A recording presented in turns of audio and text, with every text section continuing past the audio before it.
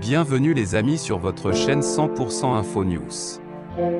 Tout d'abord, n'oubliez pas de vous abonner à la chaîne, ou de cliquer sur la petite cloche de notification, pour ne pas manquer nos prochaines vidéos.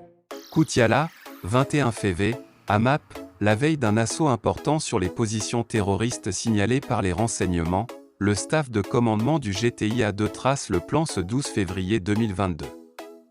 Autour d'une table métallique, les responsables militaires donnent les consignes aux chefs d'équipe. Sur des cartes, les coordonnées et les positions ennemies sont déterminées et l'opération peaufinée.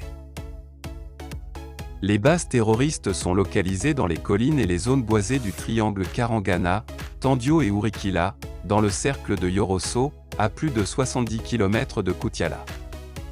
Les militaires espèrent mettre le grappin sur les groupes terroristes qui, désormais en difficulté, n'affrontent plus directement l'armée mais jouent à l'évitement. Jour J, les étoiles scintillent encore dans le ciel quand les hommes se mettent en ordre. Dans la fraîcheur des alentours buissonneux, les moteurs des engins, blindés Puma, BRDM 21 et BTR tournent. Le convoi s'ébranle et traverse le village de Karangana pendant que les habitants dorment encore. Les ruelles sont vides et silencieuses. Pour ce type d'opération, il est important de sortir avant le lever du jour pour la discrétion. C'est important aussi pour éviter les indicateurs qui informent les terroristes des mouvements de nos troupes mais surtout pour surprendre l'ennemi, souffle un militaire. Les pick-up et les blindés poursuivent leur chemin et glissent lentement entre les pistes poussiéreuses et caillouteuses. Pas grand-chose n'est visible aux alentours. Sauf les grands baobabs. Le périmètre est touffu. D'où l'importance des engins blindés dans ce type de convoi. Les herbes peuvent atteindre plusieurs mètres de hauteur. Les véhicules touchent au branchage. Ces forêts sont infestées de terroristes souvent prêts à jaillir et à attaquer par surprise. Mais également minées d'engins explosifs improvisés, EI, très meurtriers. Quelques minutes après, nous arrivons à destination. L'équipe d'artillerie est rapidement déployée.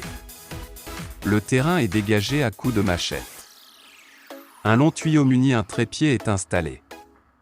C'est le grade 2M, une nouvelle arme à destruction massive de l'artillerie sol-sol.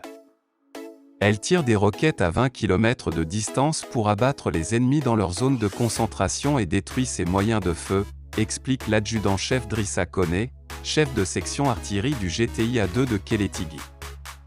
Les herbes alentours sont défrichées parce que après un tir du grade 2M, les flammes sont projetées au-delà de 3 à 4 mètres au moment des départs des obus. Nouvelle arme, cette manœuvre est une occupation de la position de tir et la mise en batterie des pièces d'artillerie. Nous allons tirer à 13 km sur les collines situées dans le triangle Karangana, Tandio et Urikila où la présence de groupes terroristes est signalée ainsi que leur sanctuaire, explique le commandant Koké Diarra,